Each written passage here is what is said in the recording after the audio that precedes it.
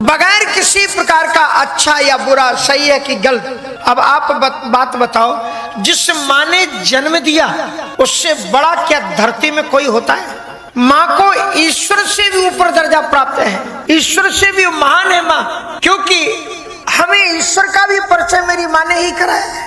लेकिन पिता ने, परशुराम जी के पिता ने कह दिया कि बेटा इन्होंने मेरी आज्ञा का पालन नहीं किया, अपरित मार्ग में गई है, इसलिए तुम इनका गला काट दो। परशुराम जी महाराज ने एक बार भी ये प्रश्न नहीं पूछा कि पिताजी क्या ये उचित है? परशुराम पितु आज्ञा राखी, मारी मातु लोक सब साखी। परशुराम जी ने कुछ नहीं देखा, निकाला पर्चा और माँ के गले को काट दिया। पर ऐसा हम और आप नहीं कर सकते, क्योंकि परशुराम जी इस बात से अच्छी तरह से अवगत थे कि मेरे पिता की सामर्थ्य कितनी है। परशुराम जी ने अपनी माँ के गले को काट दिया। माँ का शरीर सामने पड़ा है। पिता जमदग्नि जी ने कहा कि बेटा तुम्हारे इन 6 भाइयों ने भी मेरी आज्ञा का उल्लंघन किया है। मैंने इनसे कहा तो चलने इस माँ के गले को, गलती क्या हुई थी रेणुका की? रेणुका की गलती केवल इतनी हुई थी कि वे जमुना गई थी स्नान करने के लिए, और वो सामान्य गलती नहीं थी माताओं। इन गलतियों को अब हम कोई बहुत महत्व देते नहीं, पर शास्त्रीय विधि से वो गलतियां जितनी बड़ी तब थी उतनी बड़ी गलतियां वो आज भी हैं। आप चिंतन न करें, उस सतह से बात अलग है। वे स्नान करके लौट रही थी और परस पुरुष गंधर्व का गंधर्वनी की काम लीला, उनका विषय विलास लीला को वो थोड़ा खड़े होकर के देखी। और किसी भी स्त्री को पर पुरुष पर स्त्री की काम कीड़ा को नहीं देखना चाहिए, उससे उसका धर्म नष्ट हो जाता है। ये तब भी सत्य था और आज भी सत्य है। इन्होंने उस आज्ञा का उल्लंघन, पूछा तुमने ऐसा। और रेणुका की विशेषता क्या थी कि पति ने पूछा कि तुमको विलंब क्यों लगा, उन्होंने पूरी बात जो की त्यों सुना दी। सत्यवादिनी थी, गलती हो जाती है किसी से, तो उन्होंने तत्काल उनके सिर को काट दिया। कहा ये 6 भाइयों को मैंने आदेश दिया कि इस माँ के गले को काट दो, पर इन्होंने नहीं काटा। अब मैं तुम्हें आदेश देता हूँ इन 6 भाइयों के भी गले को काट दो। और परशुराम जी ने फिर 6 भाइयों को भी गले को काट दिया। और उनके गले को काटने के बाद में फरसा पिताजी के चरणों में रख करके फूट फूट करके रोने लगे, चरणों में गिर पड़े। महर्षि जमदग्नि ने अपने पुत्र परशुराम जी भगवान हैं। अभी बड़ी सुंदर बात शायद कृष्णदास जी कह रहे थे, अग्रता सकलम शास्त्रम पृष्ठता ससरम धनु। परशुराम जी जैसा अवतार न भूतो न भविष्य की, उनके मुखारबंद में संपूर्ण शास्त्र थे, बहुत ज्ञानी थे परशुराम जी महाराज। श्रीमद् भागवत या वाल्मीकि रामायण को पढ़ो, जहां भी विशिष्ट संतों की उपस्थिति होती है वहां पर भगवान परशुराम जी भी रहते हैं। कृपा परशुराम। और वैसे भी सब ऋषियों में, चिरजीवियों में, तो वो पिता के चरणों में बैठ करके रोने लगे। पिता जमदग्नि ने उठाया कि बेटा क्यों रो रहे हो, क्या बात है? कहा पिताजी आपकी आज्ञा से मैंने माँ के गले को काट दिया है, भाइयों को भी मार दिया। बोले तो तुम कहो, तुम क्या वरदान चाहते हो? कहा मैं वरदान केवल इतना चाहता हूं कि आप मेरे माता और इन 6 भाइयों को आप जीवित कर दीजिए, क्योंकि ये मेरे सगे भाई हैं, मेरे सहोदर हैं, ये मेरी जन्म देने वाली माँ है, आप इन्हें जीवित कर दीजिए। मैं केवल इतना ही चाहता हूं, क्योंकि अगर ये जीवित नहीं होते तो पिताजी मैं भी जीवित रह नहीं सकूंगा, आप अकेले रह जाएंगे। और फिर महर्षि जमदग्नि जी वचन देते हैं कि ठीक है मैं इनको, और क्या दूसरा वरदान चाहते हो? बोले दूसरा वरदान मैं ये चाहता हूं कि इनको जीवित होने के बाद में ये बात कभी याद ना आए कि मैंने इनके गले में फरसा चलाया था। ये है भाई का कर्तव्य कि ऐसा कोई मैसेज परिवार में ना दे जिससे परिवार बिगड़े, परिवार में फूट पड़े।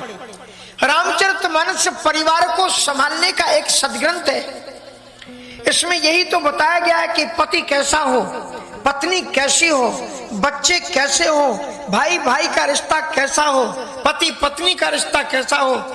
राजा का रिश्ता कैसा हो, प्रजा का रिश्ता कैसा हो, स्वामी का रिश्ता कैसा हो और सेवक का रिश्ता कैसा हो, इस सारे रिश्तों को इसमें दिखाया गया है। अद्भुत है भरत जी का चरित्र। भरत सरिस को राम स्नेही, और भरत जी को भी आप एक बार देखें तो उन्होंने मां से कह दिया ना, गोस्वामी तुलसीदास जी कहते हैं कि उन्होंने मां से कह दिया कि जौलो जियत रही तौलो भरत न मात कही, का अब तू मेरी मां नहीं है, मेरे लिए तू मर गई। संभावित से चाकीर्ति मरना दतिरिच्यते, सुप्रतिष्ठित व्यक्ति का अपमान मौत से भी बढ़कर के होता है। तो भरत जी ने भी अपनी मां को मार दिया कि नहीं मार दिया? एक बार राम जी जब वन से लौट करके आ गए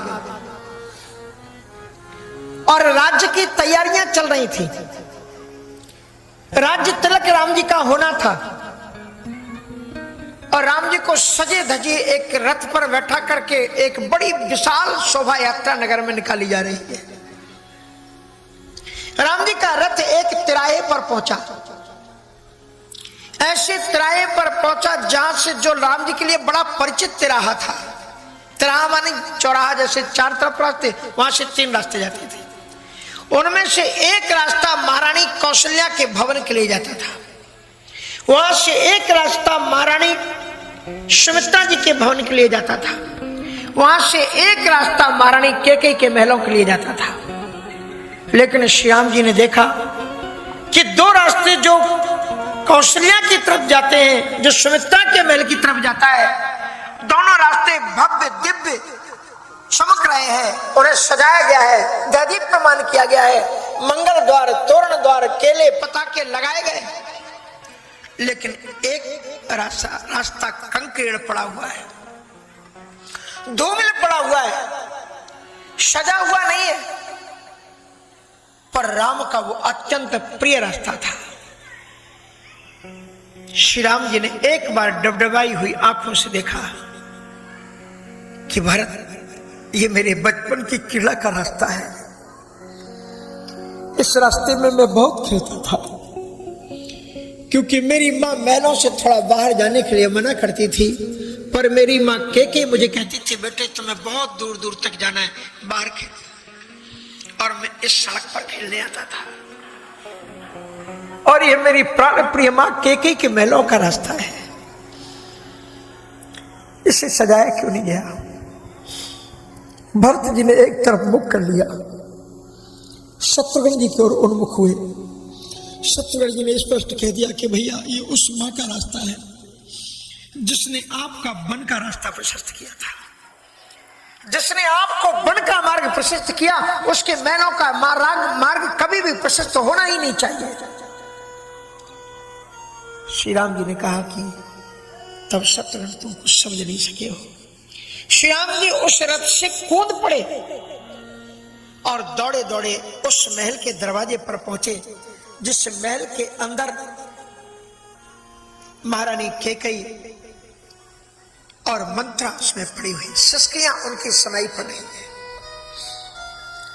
श्री राम जी ने दरवाजा खटखटाया, मां, ओ मां, देख तेरा राम आ गया है, तुम जो चाहती थी वो बनकर के राम आ गया है। कैकेयी चाहती क्या थी? कैकेयी के दिल की एक ही तमन्ना थी कि ये जो कोल भील आदिवासी वनवासी बानर, बानर मनी कौन थे? बानर मनी खो खो करने वाले बंदर नहीं थे। इतना हाई लेवल का एजुकेशन था हनुमान जी महाराज का। अगर इन वनवासियों को भी, अगर इन्हीं में से कोई एक अंबेडकर बनकर के निकलता है तो भारत के संविधान की रचना कर देता। आप मौका तो दोनों को, आपने शिक्षा तक तो पहुंचाओ। सभी के पास में भगवान ने बौद्धिकता दी है, सभी को अंदर में भगवान ने ज्ञान दिया है। जब आप मौका ही नहीं दोगे तो बेचारे क्या करेंगे? तो इस प्रकार से कैकेयी देखती थी कि बानर मानी क्या, नगर में रहने वाला नागरिक, उसी तरह से वन में रहने वाले बानर थे। हनुमान जी का ज्ञान इतना उदात्त था, जब पे राम जी के सन्मुख होते हैं, ब्राह्मण का रूप धारण करते हैं, और ब्राह्मण यदि किसी में उदात्तता आ गई हो तो यदि वो ब्राह्मण का रूप धारण करता है तो ब्राह्मणों को तो गौरव का अनुभव करना चाहिए। आज तक किसी ब्राह्मण के द्वारा हमने हनुमान जी के उस स्वरूप की आलोचना नहीं सुनी किसी विद्वान के द्वारा, क्योंकि हनुमान जी ने उस रूप को धारण करके उस रूप की गरिमा को घटाया नहीं, बढ़ाया। श्री राम जी के सामने पहुंच करके उन्हें संस्कृत में जिस वैदुष्यपूर्ण भाषा में बात की, श्री राम जी भी मुस्कुरा उठे। राम जी तो सर्वांतर्यामी थे, वो जानते हैं कि हनुमान जी है। लेकिन लक्ष्मण जी से कहते हैं, तात लक्ष्मण, ये पंडित जी बड़े विद्वान हैं और इनके वैदुष्यपूर्ण इन श्लोकों को श्रवण करके ऐसा लगता है कि इन्होंने चारों वेदों को विधिवत पढ़ा है।